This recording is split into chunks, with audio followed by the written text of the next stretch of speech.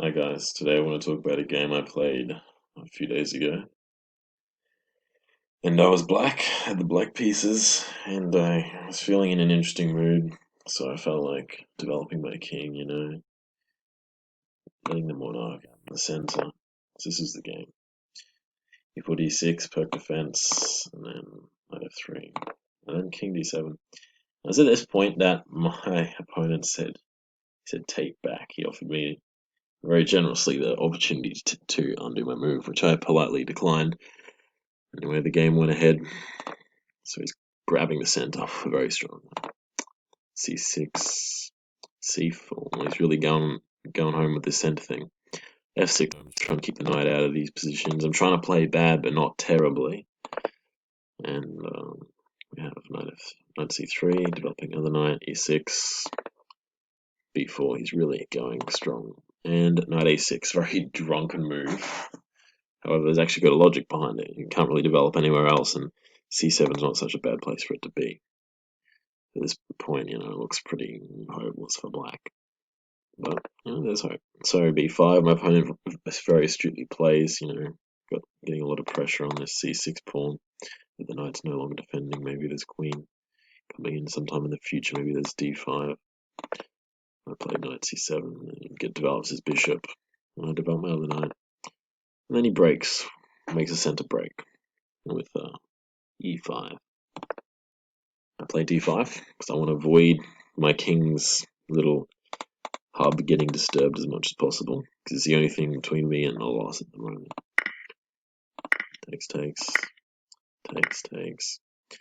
Now, the good thing about this is I've freed up some space for my bishops.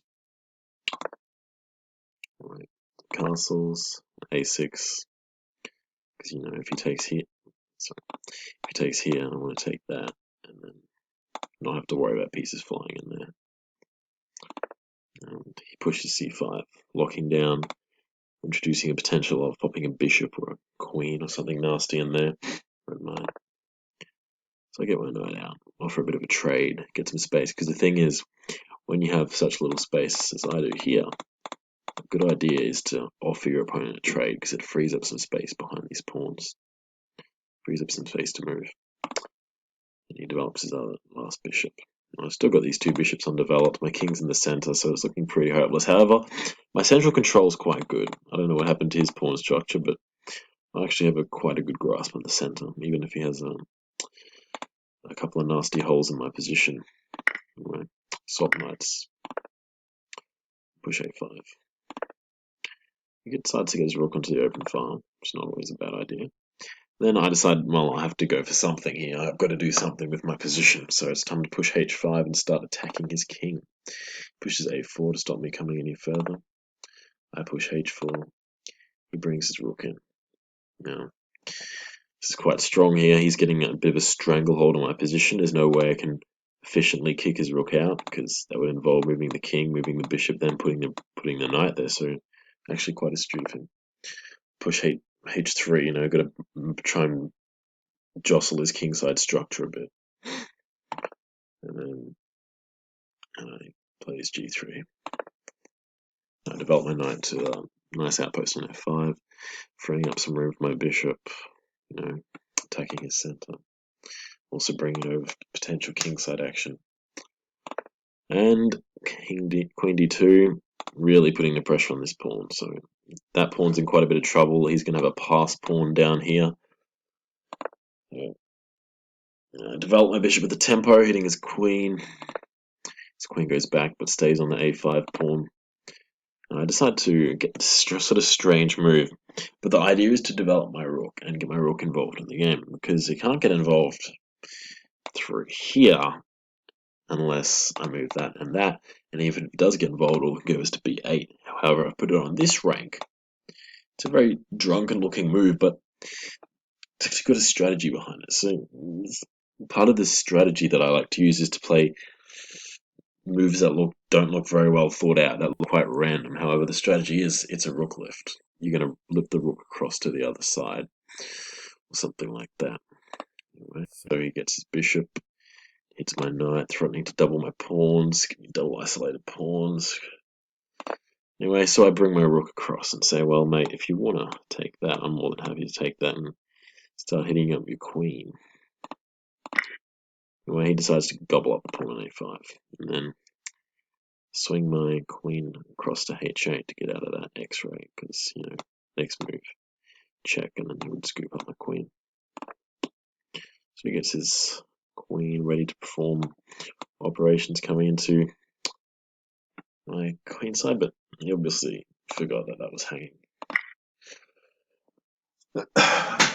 That's part of the problem when your opponent's doing weird stuff. Sometimes you forget which pieces are protected and which pieces aren't. And he gets his remaining pieces into the game, and I've got to defend my pawns. I defend myself, of course, because you don't want that, because if he chops now, then I'm getting mated. So, of course, I've got to move my knight. And then he brings his rook, doubles it on the b file. I'll gobble up his a4 pawn. Got to grab all the material I can.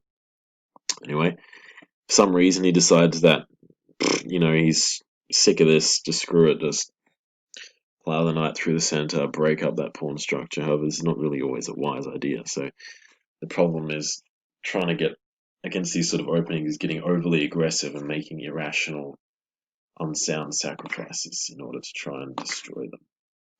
Anyway, so that's the second piece he's given me. It's really not boding well for him, and he wasn't doing too well on time at this point either. Just bringing his pieces around. I offer to swap queens. I definitely want to swap because I'm up, and it's not such a great position. He's got the attack, so there's a general rule in chess that if you're attacking, trying to checkmate the other person's king, you really want to keep the queens on the board. If you're defending that sort of attack where you want to take them off, so he goes here, gets my bishop. Bishop moves in, and at this point he actually ran out of time. So, well, and we had a bit of conversation during this game, and at the end he said, "What kind of opening is it? What's its name?" And I just said, I was just feeling inspired. And he said, "Oh, let me explain my opening with black." So he wanted to play a opening with black. He wanted to show me an opening of his, and he said he invented it or something, or had its own name. Anyway, so we'll go to that game, and that's quite an interesting game as well.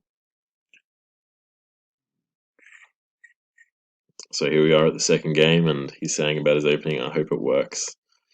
Anyway, so let's see what he decided to play. So I, of course, with my random strategy, he's going for some hippopotamus defense. Anyway, so I decided to put my king out, develop it to the king side, put it away somewhere nice and safe, but tantalizing enough that he might attack it, and then get the rest of my army out and try and grab quite a bit of space in the process. Now, it's quite outrageous, this move, actually, but it's as good as any other. It's quite safe at the moment, but anyway, just sort of put the king on the fourth rank for the point of it. And we're going around here, making random moves, trying to poke holes in his position. And at some point, I don't remember where it was exactly, but I think it was around here somewhere. At some point, he was generous enough to offer me a takeback.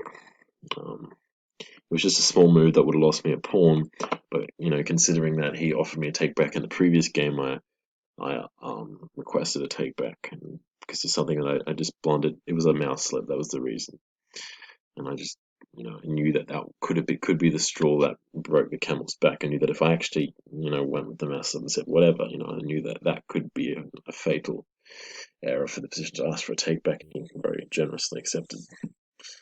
Anyway, we continue to play, so my king's dancing around. His king's looking quite protected, and obviously I favour black in this position, but we'll see what happened. It's all about the mental state of what happened. Now we're managing to hold on here somehow, so barely, by a thread, and trying to keep my attack. Well, he's trying to keep his attack from completely taking me out. Anyway, so basically, I'm trying to get him on time too, because he's taking up quite a bit of time to think out these moves. So take, and I think at this point we're in a time scramble. And then he picks up my bishop, and I'm just trying to hang on and get a grip on his passes. And to this point that we're both pretty low on time, but After this move, he actually runs out of time. So,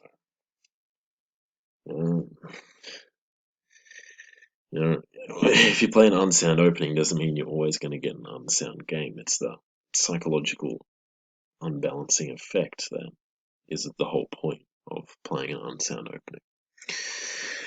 Anyway, if you liked the video, if you enjoyed it, make sure to drop a like and subscribe to see more crazy chess adventures. See you next time.